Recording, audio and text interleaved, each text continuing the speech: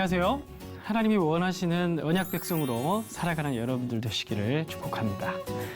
쉽고도 정확하게 알차고 재미있게 하나님의 말씀을 가슴 깊이 새기는 시간, 소문난 성경 교실의 김예환 목사입니다.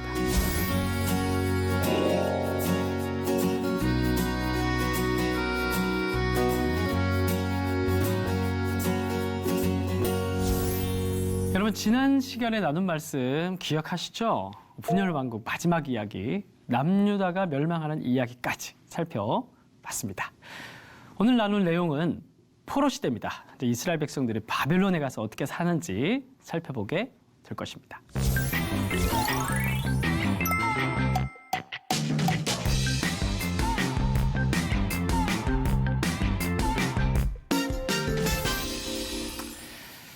자, 벌써 11번째 시간입니다.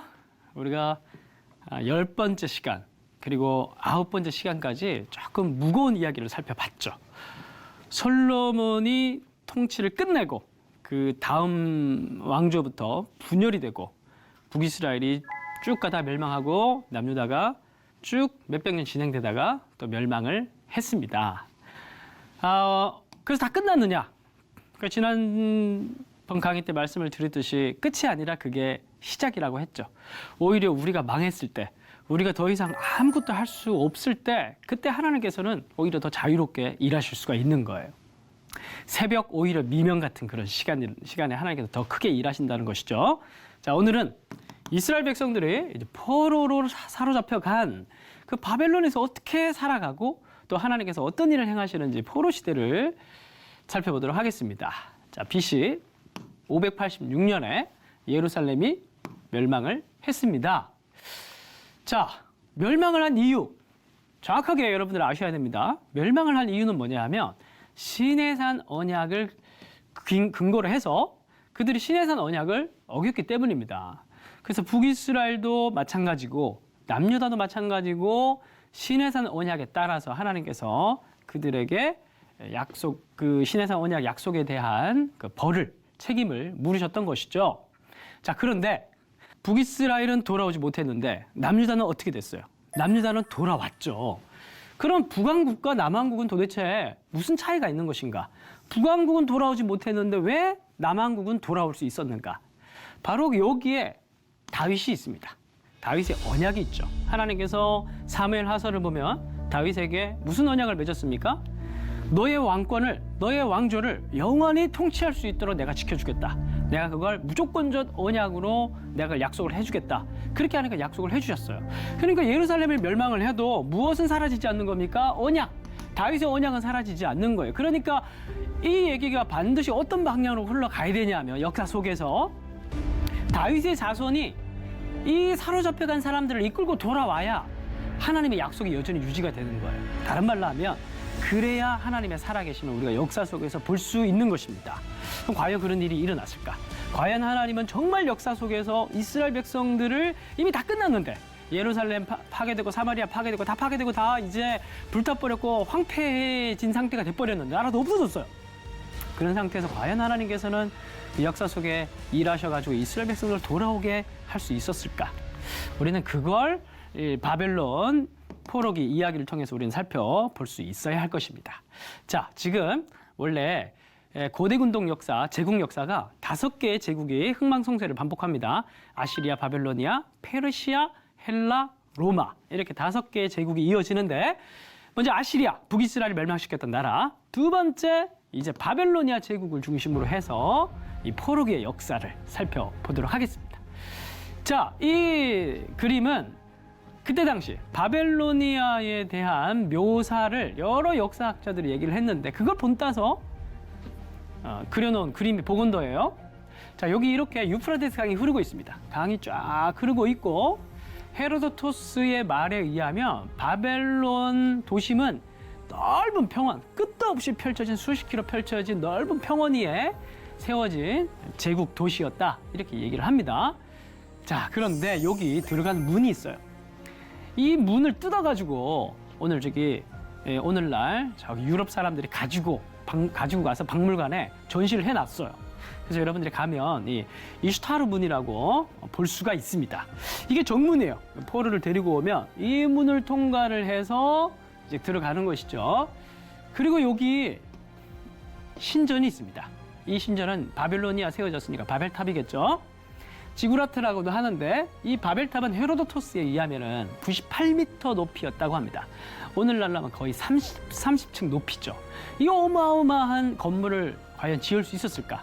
여러분 고대 사람들 너무 얕보면 안 됩니다. 헤로도토스가 과장을 했는지 모르겠지만 어마어마한 신전이 있었던 것은 분명해요. 그리고 그 신전 앞에 우리가 다니엘서를 보면은 금신상이 있는데 그 금신상의 높이가 또 헤로도토스에 의하면 10층 높이라고 합니다. 어마어마한 높이죠. 아시리아 같은 경우에는 주로 공포 통치를 했어요. 약탈하고 자원들을 착취해서 가지고 와서 자기들만 잘 먹고 잘 사는. 그런데 바벨론 같은 경우에는 인재를 융성합니다. 그러니까 바벨론 제국을 위한 인재들을 양성하고 키워서 제국을 키워가는 엘리트 산업 그런 위주로 제국을 통치하고 유지를 했었습니다. 그래서 이제 세계 각국에서 자기 속국에서 이런 소년들을 사로잡아가지고 바벨론으로 데리고 와서 무슨 짓을 했냐 하면은 우리가 다니엘서를 참고를 해보면 바벨론의 옷을 입고 바벨론 스타일로 헤어 스타일을 만들고 그리고 바벨론이 주는 음식을 먹고 바벨론이 주는 침상에서 바벨론의 사람이 되도록 그런 정책들을 펼쳤습니다. 그리고 때가 되면 밖에 나가서 뭘 해야 되는 겁니까? 음악이 나와요. 다니엘서 보면 음악이 이렇게 그때 당시 어떤 음악인지 모르겠지만 뭐 징을 치고 뭐 그런 아주 음악을 만들었겠죠. 그렇게 막 음악이 나오면은 이 사람들은 이렇게 신상 앞에 가서 절을 하고 경배를 해야 되는 겁니다. 그렇게 해서 결국 이러한 일들을 통해서 바벨론이 원했던 건 뭐냐 하면 제국 숭배예요. 제국을 섬기고 제국을 숭배하고 철저하게 신민화 정책. 그러니까 우리가 옛날에 일제시대 때 신사참배라든지 그런 식을 통해서 우리가 일본 제국화 그리고 일본을 숭배화하는 그런 일들을 우리 시대 때도 우리도 옛날 시대 때 그렇게 했었죠. 바벨로니아가 그걸 노렸다는 겁니다. 그러니까 한마디로 얘기하면 이건 거예요. 바벨론 사람이 될래 아니면 죽을래. 이 둘 중에 하나 선택하라는 거예요. 사실은. 포로들이 선택할 수 있는 건 뭘까요? 아마 끌려갔던 대부분의 유대 소년들은 아마 이러한 바벨로니아의 협박에 이런 압제에 다 굴했을 거예요. 왜냐면 당장 살아야 되니까. 그리고 그 사람들 생각에 나라가 멸망했잖아요. 성전도 파괴되고 나라가 다 황폐하고 싹 다 사로잡혀 와버렸어요. 성전도 파괴된 마당에 어떻게 나라가 다시 살겠냐. 다들 그런 현실적인 생각을 했겠죠. 그런데 그중에 소수의 사람들이 신앙을 지켰다는 거예요. 그게 바로 다니엘 같은 사람들이었다는 겁니다. 다니엘뿐만 아니라 다니엘 세 친구도 있죠. 그래서 다니엘이 뭘 했냐면 식사를 거부했죠. 식사를 거부한 것은 여러 가지 뭐 해석들이 있지만 가장 중요한 것은 레위기 정결법에 어긋나기 때문입니다. 그러니까 먹을 수 없는 음식들을 가지고 오니까 유대인의 정체성을 지키기 위해서 결국에는 다니엘은 끌려갔어도 하나님의 백성인 거죠. 율법을 지키니까, 하나님의 계명을 지키니까 이게 굉장히 중요한 정체성을 유지하는 상징이 되는 겁니다. 그래서 식사를 거부한 거고요. 우상 숭배를 거부했고 철저하게 하루에 3번씩 예루살렘 성전을 향한 창을 열고 성전을 향해 창을 열고 기도 시간을 지켰습니다. 결국 다니엘의 이런 모습은 단순히 다니엘의 개인적인 이야기가 아니에요. 이 포로기 시간을 통해서 이스라엘 사람들은 유다 사람들은 되게 특별한 시간, 자신의 정체성을 지키는 시간을 그걸 통해서 철저하게 다시 여호와의 신앙으로 돌아가는 그런 시간을 가졌다는 거예요. 또 한 가지 중요한 건 뭐냐면 이 다니엘서 이야기를 보면은 이 대제국의 왕 느부갓네살이 잠을 자요. 잠을 자는데 꿈을 꾸죠. 그 꿈에 큰 신상이 나와요. 그 뜨인 돌이 나타나서 이 신상을 부시고 막 그런 얘기가 나옵니다. 그런데 이 꿈을 꾸고 난 이후에 이 왕이 번쩍 식은땀을 흘리면서 일어나가지고 뭐라고 얘기를 합니까? 술사들을 다 부릅니다. 이 페르시아나 아니면 바벨론 이쪽 지역 같은 경우에는 예로부터 아주 오래전부터 천문학이 발전을 했어요. 그래서 지구라트 신전 같은 경우에도 계단을 타고 올라가면 천정은 평평하게 만들어서 그 위에서 신들에게 예배드리면서 신들에게 제사 지내면서 별들을 관측하고 그런 천문학의 발전을 했었어요. 그래서 술사들을 다 불렀어요. 그런 술사들을 불러가지고 바벨론 왕이 뭐라고 얘기를 하냐. 되게 불길하잖아요. 막 신상이 있는데 막 부서지고 그러니까 아무래도 자기 제국에 무슨 문제가 생길 것 같은 그런 느낌을 받았나 봐요. 내가 무슨 꿈을 꿨는지 맞춰라. 이렇게 얘기를 한 거예요.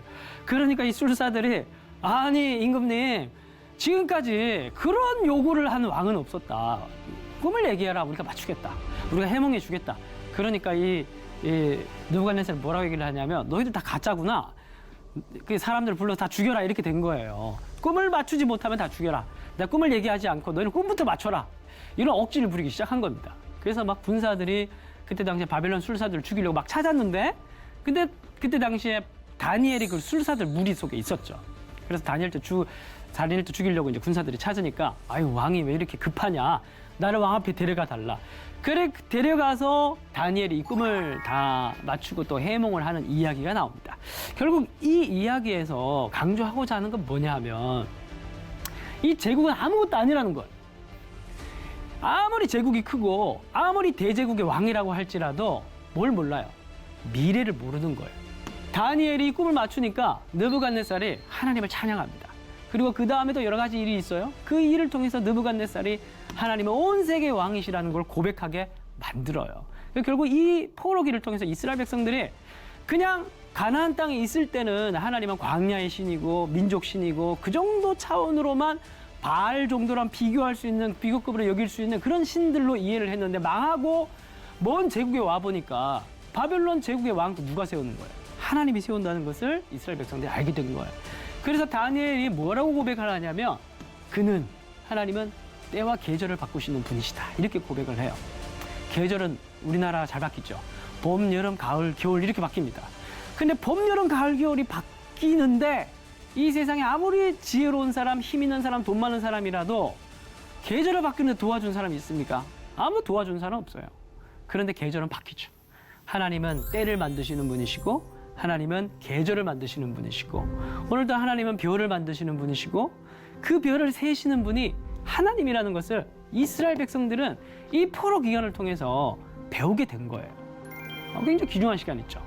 그래서 예레미야가 그토록 사로잡혀 가는 게 너희들에게 복된 길이라고 얘기를 한 거예요. 망하는 게 너희들이 사는 길이다. 이렇게 얘기를 한 거예요. 그리고 또 한 가지 더 있습니다. 이스라엘 백성들 포로기 기간을 통해서 배우게 된 게 고대 이스라엘의 종교와 포로기 이후에 이스라엘의 종교는 바뀝니다. 굉장히 중요한 포인트니까 여러분들 꼭 기억해 두십시오. 이스라엘이 멸망하기 전에는 신전 중심의 종교였어요. 이 종교는 일반적인 가나안 땅에 살고 있었던 이방 족속들이 가지고 있었던 특징이에요. 그 사람들은 제사 중심들이었어요. 신들은 제사를 좋아하기 때문에.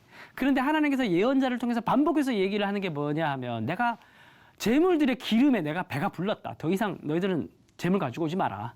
내가 원하는 건 재물이 아니라 뭐 하는 것이다? 하나님께 순종하는 것이고 이웃에게 정의를 행하는 것이고 사람을 사랑하는 것이고 우상숭배를 하지 않는 것이다. 이제 그런 얘기들을 해요.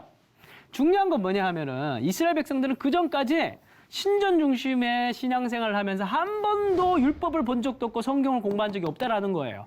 그래서 요시야 시대 때 hil기야 제사장이 성전 청소를 하다가 율법서를 발견하잖아요. 신명기서를 발견하잖아요. 그러니까 깜짝 놀랍니다. 제사장도 놀라고 왕도 놀라고 다 놀랍니다. 그 말은 무슨 말이냐면 한 번도 성경을 본 적이 없다라는 거예요.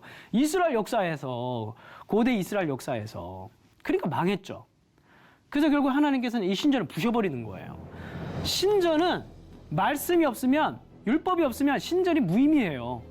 율법을 지킬 때 저 신전이 의미가 있는 겁니다. 예루살렘 성전이 의미가 있는 거예요.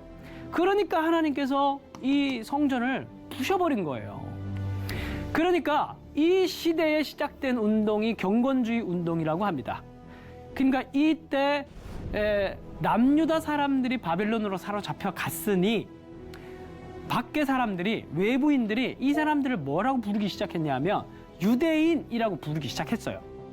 그래서 이 유대인들이 회당을 중심으로, 말씀을 중심으로 신앙생활을 새롭게 하고 경건주의 운동, 구제, 금식, 기도 이런 세 가지 요소를 중심으로 경건주의 운동을 하면서 하나님께서 메시아를 통해서 우리를 새롭게 할 날을 기다리기 시작했어요. 그 운동들을 하는 사람들을 가리켜서 유대교 이렇게 부르기 시작했습니다. 그러니까 포로기 이전엔 고대 이스라엘 종교, 혼합주의 종교 그런 종교였고 포로기부터 유대인들을 중심으로 해서 유대교가 시작이 된 거예요. 그러니까 시편 119편 71절에서 얘기를 했던 대로 고난당한 것이 그들에게 유익이었다는 거예요. 여기서 유익이란 단어가 토브란 단어입니다. 하나님 보시기에 좋았더라. 고난당하고 그들이 이러한 시련을 겪었기 때문에 오히려 그들은 새로워질 수 있는 그런 시간을 맞이할 수 있게 되었다는 거예요. 늘 그래요. 우리가 신앙의 본질이 있고 형식이 있는데 본질이라는 것은 예를 들어서 우리 같은 경우에는 예수님이죠. 예수님을 믿는 신앙이 우리의 신앙의 본질이라고 얘기할 수 있어요. 그럼 예수를 믿으려면 어떻게 해야 돼요? 교회에 모여야 되죠. 교회 모이면 예배드리죠. 예배드리고 이렇게 신앙생활을 하다 보면 조직이 필요하죠. 그러면 여러 가지 직분들도 세우고 또 여러 가지 프로그램도 하고 운동도 하고 또 여러 가지 많은 것들이 많아지기 시작합니다. 그럼 형식이 늘어나요. 근데 시간이 지나면 이 형식이 본질을 가려버립니다. 늘 종교의 역사는 그렇게 흘러왔어요. 그러면 개혁은 무엇이냐? 개혁은 무엇이냐면은 형식 속에 가려져 있는 본질을 드러내는 게 바로 개혁이라는 거예요. 그러니까 이스라엘에게 이 유대인들에게 포로기 시절에 일어난 건 뭐냐 하면은 진짜 개혁이 일어난 거예요. 진짜 종교 개혁이 아주 강제로 바벨로니아에서 일어나게 된 거예요. 그래서 하나님께서 예레미야를 통해서 어떻게 했다고요? 가라는 거예요. 너희들은 망하고 바벨로니아 학교에 입학을 해야 너희들은 살 수 있다라는 거예요. 그러니까 우리가 듣기 싫어도 사실은 하나님 말씀을 잘 들으면서 우리가 하기 싫어도 그게 우리에게 사는 길일 때가 있다는 걸 우리는 늘 염두에 두면서 하나님 말씀을 가까이 해야 돼요. 자, 이제 바벨로니아 이야기로 다시 돌아가 보겠습니다. 바벨로니아는 역사를 보면 느부갓네살 왕 이후로는 제대로 된 왕이 하나도 없었어요. 다 암살당하고 4년 만에 죽고 쿠데타가 일어나고 그리고 나보니두스가 마지막 왕인데 이 나보니두스는 하란 사람입니다. 하란. 여러분 지도를 유심히 본 사람들 아시겠지만 하란은 메소포타미아 북부에 있어요. 근데 바벨로니아는 메소포타미아 남부에 있습니다. 남부의 바벨론의 주시는 마르둑이에요. 근데 하란의 주시는 달신입니다. 달신. 나보니두스는 하란 사람으로 달신 숭배자였어요. 이 사람이 왕이 되니까 이제 바벨론을 비롯해서 제국 전체가 달신을 숭배하기를 원했던 거예요. 그런데 이 원래 사람들은 이 백성들은 마르둑을 섬기고 있었거든요. 그러니까 여기서 이제 종교 분쟁이 일어난 거예요. 종교 분쟁이 일어나고 사람들이 나보니두스 물러가라 그러고 막 이러니까 나보니두스가 이 정치에 염증이 생겨가지고 빨리 은퇴해 버렸어. 그리고 자기 자식을 세우는데 그 자식이 바로 벨사살입니다. 다니엘서에 나오는 벨사살이에요. 그리고 벨사살을 세워놓고 자기는 뒤로 빠져서 섭정 통치를 하고 있는 거예요. 그리고 이제 벨사살은 제대로 우리가 다니엘서를 통해서 봤듯이 정치를 못하죠. 그러다가 이제 페르시아가 일어나게 됩니다. 여기 이렇게 바벨로니아 제국이 있고 여기 뒤에 메디아가 감싸고 있는 형태예요. 그리고 저쪽으로 넘어가면 여기가 옛날 히타이트 제국, 아르메니아, 오늘날의 터키, 바로 리디아 제국이, 리디아 왕국이 저기 있었어요. 자, 그런데 여기 보세요.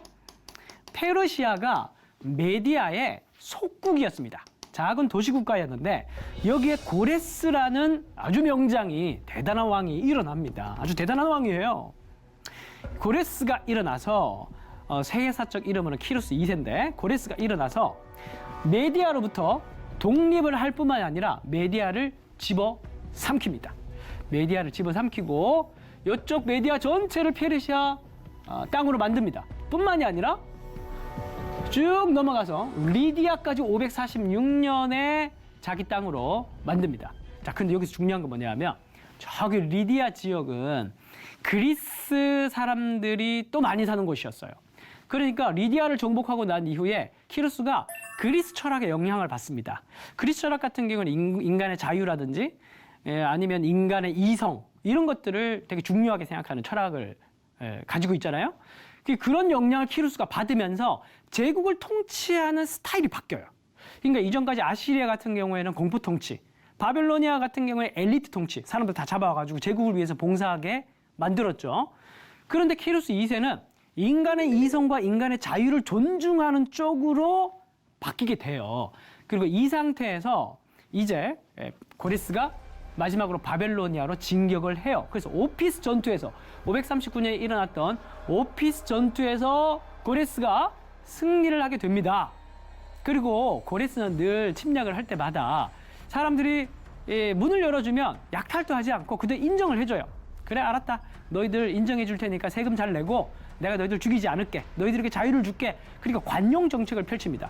그러니까 이 바벨론 사람들이 나보니두스의 통치에 벨사살의 통치에 염증을 느끼고 있었는데 고레스가 쳐들어오니까 문을 열고 시민들이 문을 열고 환영을 해줘버린 거예요. 그래서 무혈 입성을 539년에 하게 됩니다. 그러면서 페르시아 땅이 다 넓어지는 거예요. 어마어마하죠? 지금까지 한 번도 출현한 적이 없는 가장 넓은 영토의 제국이 출현을 하게 된 거예요. 539년에. 자, 그런데 이게 굉장히 큰 역사적 사건입니다. 대영방불간에 가보면 이 고레스가 제국을 세우고 난 이후에 속국마다 포고문을 내립니다. 포고문을 내리는 그 원통 비문이 지금까지도 남아 있어요. 여기를 이렇게 탁본을 떠서 이렇게 내용을 해석을 해보면 이런 내용입니다. 난 마르두크가 세운 왕이다. 난 전쟁으로 다스리지 않겠다.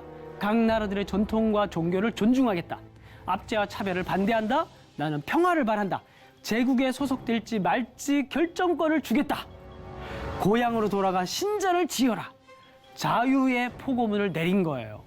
여러분, 한 번도 이런 관용 정책을 펼쳤던 제국이 출현한 적이 없어요. 다 야만의 시대였기 때문에 이 사건은 세계사적으로도 유례를 찾아볼 수 없는 대사건이에요. 정말 개벽천지하는 그런 사건이 페르시아 제국이 도래한 사건이에요. 고레스가 통치한 사건이에요. 자, 보세요. 605년에 1차로 바벨론 포로로 사로잡혀 갔죠. 605년에 진짜 실제 역사 세계사에 있는 사건이잖아요. 그리고 고레스가 등극하고 난 이후에 돌아가라고 했죠. 그래서 1차 포로 귀환이 이루어지는 게 537년입니다. 예레미야가 몇 년 뒤에 돌아온다고 했습니까? 바벨론에서 70년이 지나면 돌아올 것이라고 했죠. 605년에서 537년을 빼면 거의 70년이 나와요. 정말 문자적으로 하나님께서 예언하신 그 예언의 말씀이 성취가 된 거예요. 뿐만이 아니라 900년 전에 신명기 말씀을 통해서 하나님께서 뭐라고 말씀하셨냐면 너를 긍휼히 여겨서 포로에서 돌아오게 하실 것이다. 쫓겨간 자들이 하늘가에 있을지라도 하나님께서 너희를 다시 모으실 것이다. 이 예고가 되어 있습니다. 신명기 약속의 말씀도 성취가 된 거예요. 그리고 이 사람들이 포로 귀환해서 돌아올 때 에스라서를 보면 예루살렘으로 올라가서 성전을 건축하라고 얘기를 하는데 이 올라가라는 동사가 출애굽기에도 나와요. 이스라엘 자손이 애굽 땅에서 대열을 지어 나올 때 이 단어와 예루살렘으로 올라가서 성전을 건축하라는 단어 같은 단어. 그러니까 무슨 말이냐면 성경 기자가 봤을 때 출바벨론 사건은 출애굽 사건과 동일한 사건이라는 거예요. 그 정도로 이스라엘에게 행하신 놀라운 하나님의 구원 사건이라는 것을 얘기를 하고 있는 거예요. 그리고 돌아오게 될 때 놀라운 것은 뭐냐 하면은 1차 귀환을 할 때 이 귀환을 주도한 사람의 이름이 수룹바벨인데 이 수룹바벨의 이름 뜻은 바벨에서 태어난 사람 이런 뜻입니다. 그러니까 바벨에서 출생한 사람이 다 돌아오는데 그런데 이 수룹바벨은 누구냐? 여호야긴의 손자입니다. 여호야김, 여호야킨, 시드기야. 이게 남유다의 마지막 왕들의 이름이에요. 여호야긴이 바벨론에 사로잡혀 갔는데 거기에서 아들을 낳았는데 그 아들의 이름이 수룹바벨인 거예요. 그러니까 왕족이 돌아오는데 다윗의 자손이 1차 포로 귀환을 이끌고 총독으로 돌아오게 된 거예요. 그러니까 뭐가 끝나지 않았어요. 하나님께서 다윗에게 약속하셨던 너의 왕권을 내가 영원히 견고하게 해주겠다. 너의 왕조가 끝나지 않도록 해주겠다. 여전히 끝나지 않은 하나님의 언약의 약속을 우리가 볼 수가 있는 거예요. 우리가 봤을 때 현실은 이렇게 시커멓고 보이지 않습니다. 마치 시커먼 휘장에 가려져 있는 것 같이 보이는 게 우리의 인생이고 역사이고 그래요. 그런데 이 포로기 시절, 이 또 페르시아의 역사, 이 모든 이야기를 통해서 우리는 무엇을 볼 수 있냐면 하나님은 역사 휘장 뒤에 계시면서 감독과도 같은 거죠. 무대에서는 막 왕들 아니면 사람들이 막 저마다 자기도 하고 싶은 대로 속이는 옳은 대로 행하고 있지만 그 역사 뒤에 있는 하나님께서 감독이 되셔서 그 모든 역사를 다 주관하고 계신다는 거예요. 아까 말씀드렸죠. 하나님은 별을 만드시고 계절을 바꾸시는 분이시라고. 뿐만 아니라 하나님은 살아계신 분으로서 그의 나라, 그의 통치, 그의 권세는 영원히 무궁하면서 하나님께서는 왕을 세우시고 왕을 폐하시고 나라를 세우시고 나라를 폐하시는 그 역사의 주인, 세계의 통치자 하나님이라는 사실. 그게 바로 포로기가 주는 교훈이고 그걸 이스라엘 백성들은 포로기를 통해서 배울 수 있었다는 것입니다.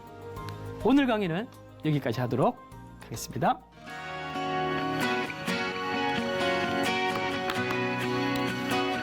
네, 여러분 즐거운 여행이 되셨습니까? 오늘 수업은 유튜브를 통해서 다시 보실 수가 있습니다. 성경 역사의 흐름을 계속 그려보시면서 하나님을 깊이 알아가는 시간 되시기를 바랍니다.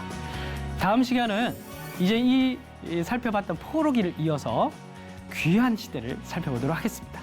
말씀을 더욱 사모하는 하루 되시고 다음 시간에 뵙겠습니다. 감사합니다.